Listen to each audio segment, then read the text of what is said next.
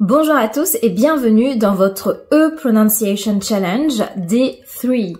Aujourd'hui, nous allons parler du E caduc à l'intérieur des mots en français. Le E caduc est un E virtuel. Ce E peut ou pas être prononcé dans un mot en fonction de différents facteurs. Vous avez le facteur de l'environnement, de l'accent du locuteur, mais aussi le registre de langue adopté. Donc, il n'y a pas de bonne ou mauvaise manière d'utiliser le E caduc. Tout dépendra de la personne qui parle. Ainsi, dans la langue, on va retrouver des mots transformés. Petit se dit petit. Cheval, cheval. Cheveux, cheveux. Chemin, chemin. Attention, on ne peut pas s'amuser à enlever tous les E dans les mots. Nous avons des règles.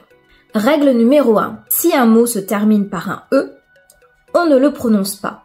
Si le E est précédé d'une voyelle, on ne le prononce pas non plus. Exemple, une chaise. Une idée. Si le E est précédé de deux consonnes et suivi d'une autre consonne, il doit être prononcé. Exemple, autrement. Justement, tristement, une crevette, une grenouille, premier. Mais alors, pourquoi? Tout simplement parce qu'il est impossible de prononcer trois consonnes à la suite. Et c'est pourquoi, parfois en français, nous allons prononcer un E qui n'existe pas.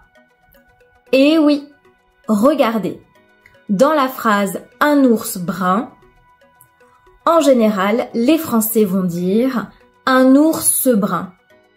Un ours brun. On ajoute ce E virtuel pour nous aider à prononcer trois consonnes à la suite. Voilà, demain, nous allons parler du E caduc avec les monosyllabes. Je vous dis donc à demain!